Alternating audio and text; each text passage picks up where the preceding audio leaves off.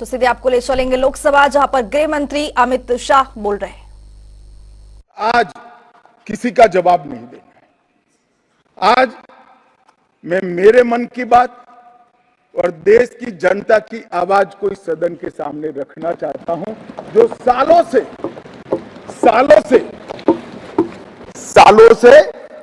Court के कागजों में दबी हुई थी।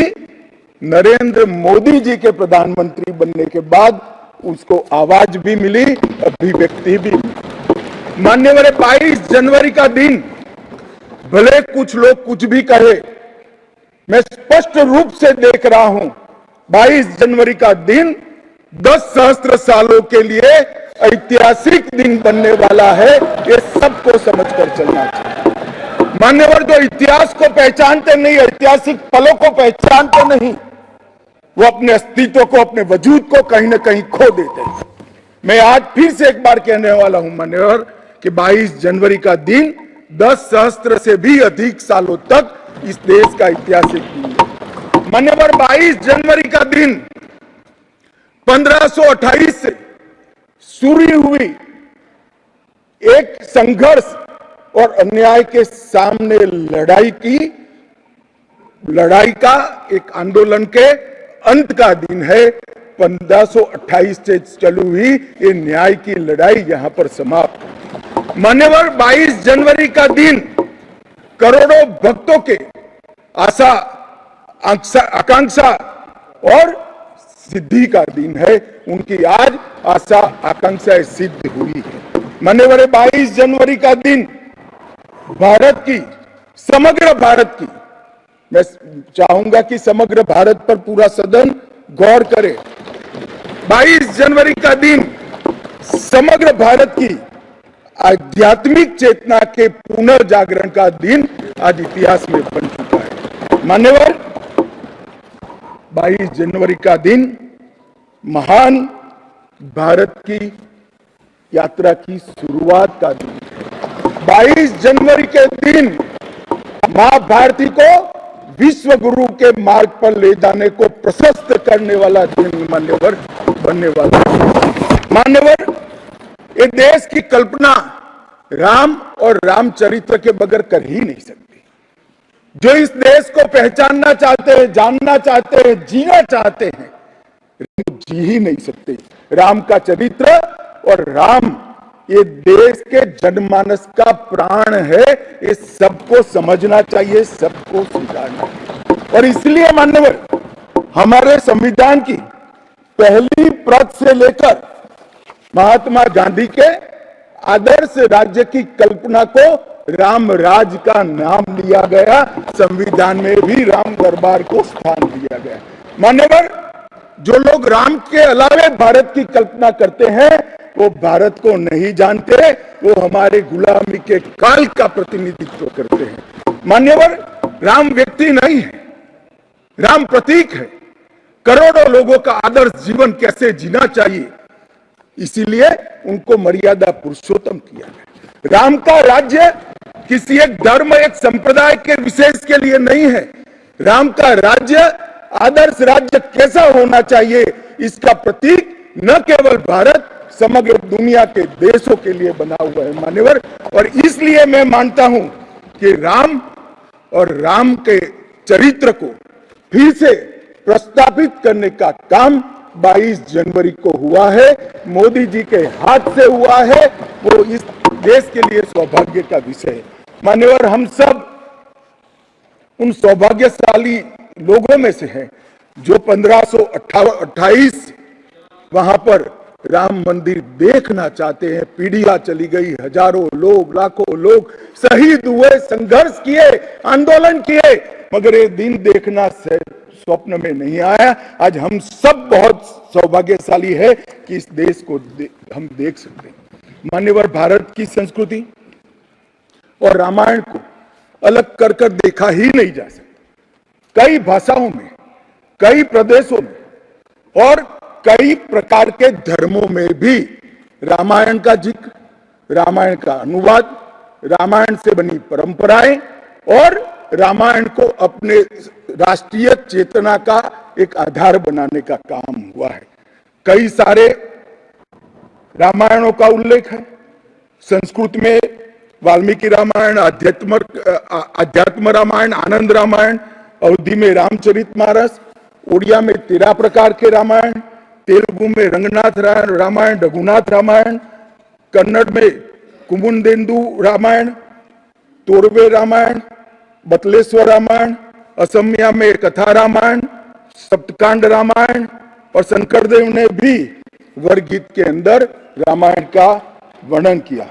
बंगला में भी रामायण मिलेगा, कश्मीर में भी राम अवतार चरित मिलेगा, बौद्ध परंपराओं में भी हनुमान जातक में रामायण का जिक्र मिलेगा, मैथिली में भी रामायण है, पंजाबी में गोविंद रामायण है। इतना ही नहीं, ओवैसी साहब चले गए, मुल्ला मसीही ने भी रामायण मसीही लिखकर सबके लिए इस आदर्श को प्रस्तावित किया है। कई सारे देशों में भी रामायण को स्वीकारा है और एक आदर्श ग्रंथ के रूप में प्रस्तावित किया है। विदेशों में नेपाल, जावा, इंडोनेशिया, कंबोडिया, तिब्बत, ये सभी देश भाषाओं में रामायण का अनुवाद भी हुआ है और उससे प्रेरणा भी ली जाती है। हमारे यहाँ आदिवासी जीवन भी एक प्रकार से अलग संस्कृति से, अलग परंपराओं से रचा बसा। उरांव में, बोडो में, संथाल में, संकाल में, बिरहोर में और छोटा नागपुर में सभी जगह स्थानीय भाषाओं में रामायण का अनुवाद भी हुआ और रामायण के आधार पर अपने जीवन को आदर्श को बनाने का काम भी हुआ। मान्यवर, राम और रामायण से अलग इस देश की कल्पना हो ही नहीं सकती। मान्यवर, है जो राष्ट्र की इच्छा की परिपूर्ति सम्माननीय मोदी जी के हाथ से 22 जनवरी को अभिजीत मुहूर्त में हुई है। ये लड़ाई 1528 से लड़ी जा रही है। दशकों तक ये लड़ाई चली। मान्यवर, दशकों तक लड़ाई चली। लगभग 1858 से कानूनी लड़ाई चल रही है। जब से अंग्रेजों का शासन था, 330 साल के बाद कानूनी लड़ाई का आज अंत आया है और रामलला अपने गर्भगृह के अंदर विराजमान हुए हैं। मान्यवर, 330 साल के बाद और 1528 से एक लंबा जो आंदोलन चला उसकी समाप्ति हुई है और देश की आध्यात्मिक चेतना की जागृति हुई है। मान्यवर, मैं इतना ही कहना चाहता हूं, ये आंदोलन से अनभिज्ञ होकर कोई इस देश के इतिहास को पढ़ ही नहीं सकता।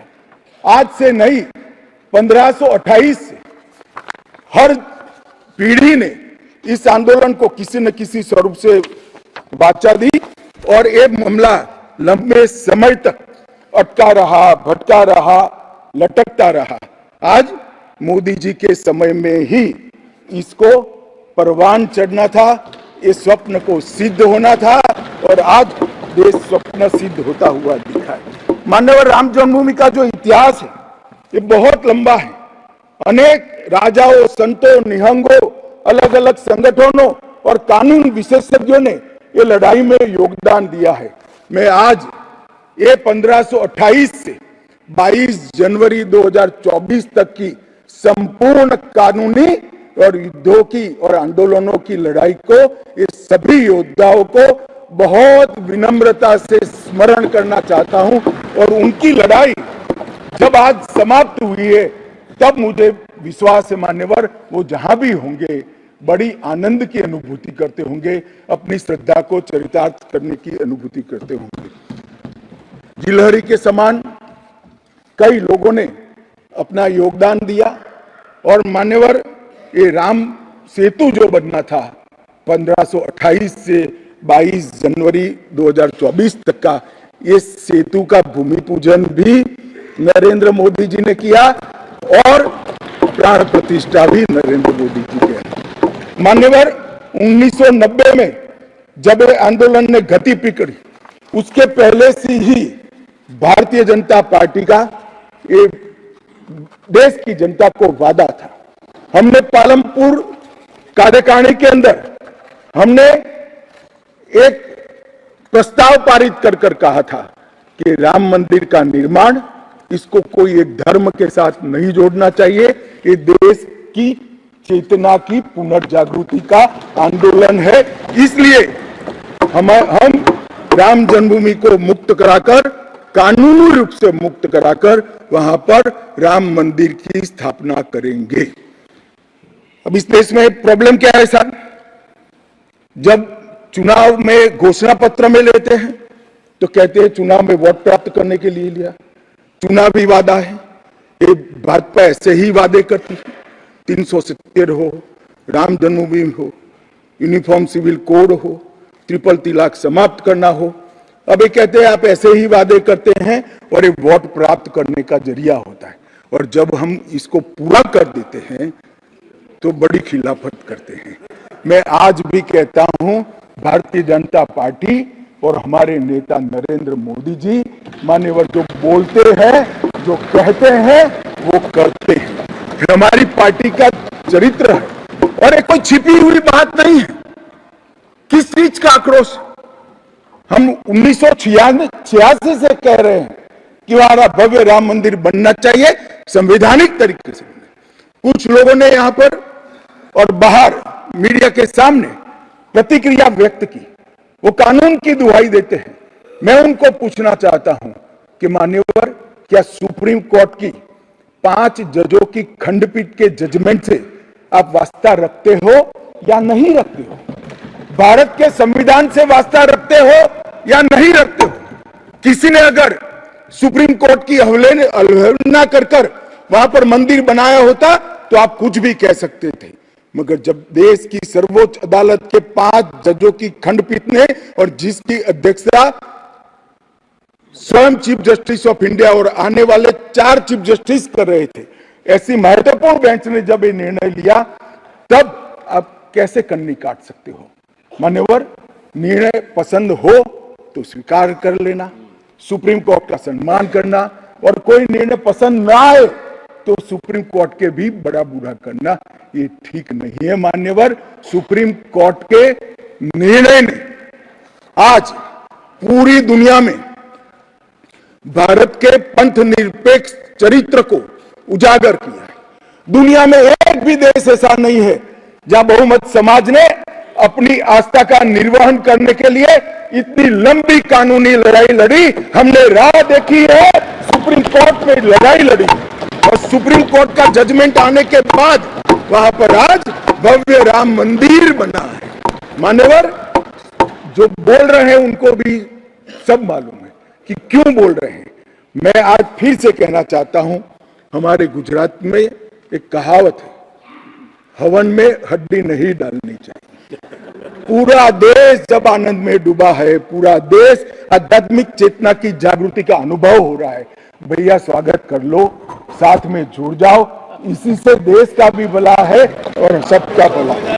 मान्यवर, एक लंबी लड़ाई के बाद स्थगितता में पड़े हुए मामले को नरेंद्र मोदी जी ने एक युग परिवर्तन करने के लिए, जब मोदी जी को देश की जनता ने लंबे समय के बाद और कांग्रेस के बगैर किसी दल ने पहली बार पूर्ण बहुमत के साथ प्रधानमंत्री बनाना, तब से ये लड़ाई शुरू हुई।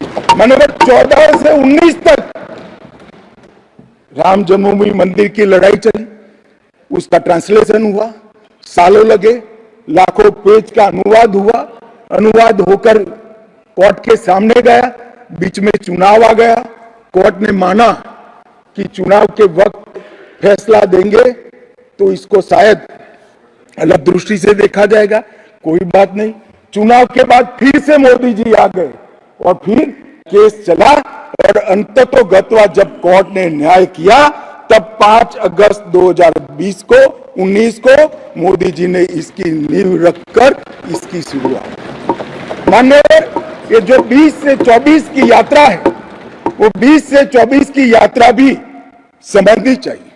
राम जन्मभूमि का आंदोलन ऐसे ही नहीं चला, इसके साथ हर गांव, हर घर में करोड़ों राम भक्त, अनेक संगठन, भारतीय जनता पार्टी, राष्ट्रीय स्वयंसेवक संघ समेत घर घर गए, शिला लेकर गए, पूजा की, और वो पत्थर को राम मंदिर की शिला बनाकर अयोध्या तक पहुंचाने का काम।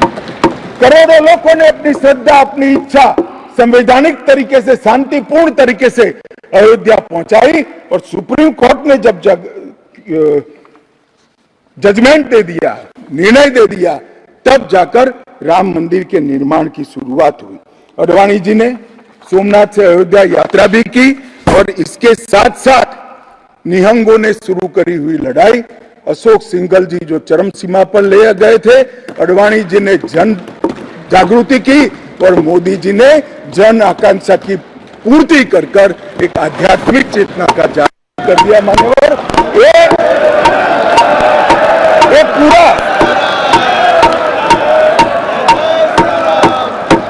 पूरा आंदोलन मान्यवर जब भी दुनिया का इतिहास लिखा जाएगा एक डेमोक्रेटिक वैल्यू के रूप में देखा जाएगा कि कोई एक देश अपने बहुमती समाज की धार्मिक विश्वास की पूर्ति के लिए इतने समय धैर्य रखकर सुप्रीम कोर्ट में गुहार लगाता रहे और सुप्रीम कोर्ट के जजमेंट आने के बाद सौहार्दपूर्ण वातावरण में इसकी पूर्ति हो। मान्यवर, ये बहुत बड़ी बात है और मैं मानता हूं मान्यवर कि ये मोदी जी के नेतृत्व के बगैर संभव नहीं था।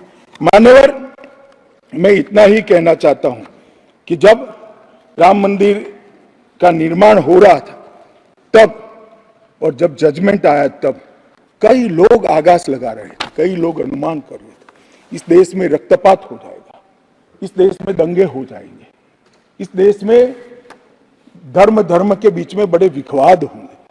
मगर मैं आज इस सदन को कहना चाहता हूं, ये भारतीय जनता पार्टी की सरकार है, नरेंद्र मोदी इस देश के प्रधानमंत्री। कोर्ट के जजमेंट को भी जय पराजय की जगह सबकी मान्य न्यायालय के आदेश में परिवर्तित करने का काम मोदी जी के दूरदर्शी विचार ने। और उसके बाद जब समय आया, निर्माण के बाद जब समय आया मान्यवर, उनको न्योता मिला कि वो आकर भूमि पूजन करें। 130 करोड़ की जनता के वो जनप्रतिनिधि हैं। न्यास ने उनको नेतृत्व करने का, जनता का प्रतिनिधि है नाते जब मौका दिया शिलान्यास करने का, तब मोदी जी के जो पूरा आचरण है इसको ध्यान से देखना चाहिए। मान्यवर, वो आचरण आने वाले अनेक सैकड़ों सालों तक दुनिया के सामने रहेगा और दुनिया के सामने इससे कई लोगों को प्रेरणा भी मिलेगी। मान्यवर, हम सब ने आचार्य गोविंद देव गिरि जी ने जो वक्तव्य दिया वो सुना है। मोदी जी को जब मौका मिला तब उन्होंने रामानंदी समाज के, संप्रदाय के और वैष्णव संतों से पूछा कि भाई प्राण प्रतिष्ठा करनी है, किसी संसारी में करनी है, तो इसके यम नियम, इसके लिए किस प्रकार की उपासना करनी चाहिए। और जो संतों की ओर से सुझाएगा उससे भी अनेक गुना कठोर 11 दिन का व्रत इस देश के प्रधानमंत्री।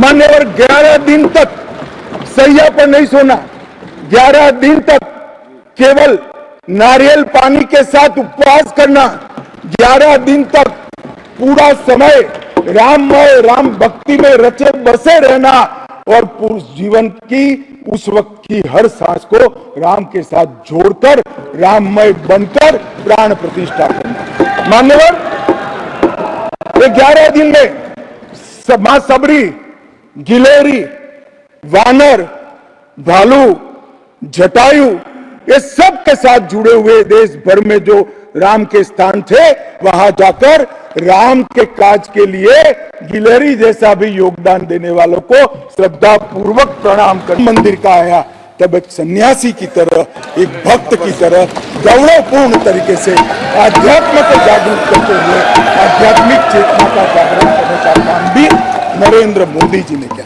मैं इसलिए कहता हूं कि बहुत लंबा समय से इस देश को ऐसे नेतृत्व की जरूरत थी। 70 साल तक, 68 साल तक देश ऐसे नेतृत्व में भटकता रहा, लटकता रहा, 130 करोड़ की जनता ने मोदी जी को चुनकर एक सर्वगुण संपन्न नेता को चुनकर देश की सभी चुनौतियों को समाप्त किया। मान्यवर, मैं आज आपके माध्यम से ये मैं कहना चाहता हूं कि राम मंदिर का निर्माण और राम मंदिर में रामलल्ला की बाल प्रतिमा, मनोहरी दृश्य, आंख बंद कर देते तो सामने वो प्रतिमा दिखाई पड़ती। इतनी मनोहरी प्रतिमा बनाने का काम हुआ और उसकी प्राण प्रतिष्ठा भी हुई। मान्यवर, एक प्रकार से समग्र भारतीय संस्कृति को मोदी जी के माध्यम से एक अभिव्यक्ति का काम है। मान्यवर, राम का जीवन ही अपने आप में परिपूर्ण जीवन। बचपन में ही शिक्षा संस्थानों की रक्षा के लिए विश्वामित्र के वहां रावणों का वध किया, अहल्या को सम्मान दिया, मां सबरी को गले लगाकर इस देश के गिरिजन और पिछड़े लोगों को गले लगाने का काम किया, महिलाओं का सम्मान किया और गिलहरी, गिद्ध, वानर, रींछ, वनवासी सबको जोड़कर सत्य पर सत्य की विजय का झंडा श्री राम ने फहराया। और मोदी जी ने जब अयोध्या बन गई, ढेरों लोगों ने, मैं आज सबके बीच में कहने से मेरी आपको अपने आप को रोक नहीं सकता, ढेरों लोगों के प्रस्ताव कि अयोध्या के इंटरनेशनल एयरपोर्ट को श्री राम का नाम दिया जाए। बड़ा लोक लुभावन प्रस्ताव, परंतु मोदी जी ने महर्षि वाल्मीकि का नाम देना। सारे मौकों पर दशरथ का, सीता माता का चौराहे पर नाम देने का प्रस्ताव आया था। मोदी जी ने कहीं जटायु को रखा, कहीं गिलहरी को रखा, कहीं हनुमान को रखा। मान्यवर, समग्र समाज साथ में लेने का काम किया। मान्यवर, ये जो मंदिर बना है उसके निर्माण में भी पूरे समाज को साथ में रखने का काम किया गया है। मान्यवर, मैं आपको जरूर बताना चाहता हूं कि इसमें देश के हर हिस्से को स्थान देने का काम मंदिर के निर्माताओं ने किया है। एक भी प्रदेश ऐसा नहीं है जहां से कुछ नहीं आया है। हर प्रदेश और आसपास के सभी देशों से राम काज के लिए कुछ न कुछ समर्पित हुआ है। सबकी भूमिका पूरे समाज को जोड़कर मान्यवर ये मंदिर बना है। इस सामाजिक एकता का एक अद्भुत उदाहरण मंदिर है, सांस्कृतिक पुनर्जागरण का अद्भुत उदाहरण मंदिर है। मान्यवर, अयोध्या में राम मंदिर विध्वंस के सामने विकास का विजय है। मान्यवर, अयोध्या में राम मंदिर धर्मांधता के सामने आध्यात्मिकता और भक्ति का विजय। मान्यवर, भारत के गौरवमय युग की ये शुरुआत है।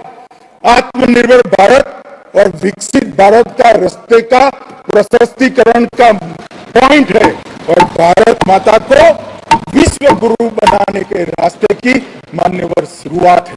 मैं जरूर मानता हूं कि सालों से, सदियों से इस देश के प्रेरणा पुरुष रहे, जिनके चरित्र से न केवल इस देश, पूरी दुनिया संदेश लेती है, ऐसे प्रभु श्री राम को मूर्ति का अपने निज घर में स्थापन से इस देश का जो नया युग शुरू हुआ है बहुत शुभांकर होगा और आने वाले दिनों में 2024 में भी मोदी जी के नेतृत्व में यहाँ सरकार बनेगी और ये शुभांकर शुरुआत हुई है, उसको गंतव्य स्थान पर ले जाएगा। मेरा बहुत बहुत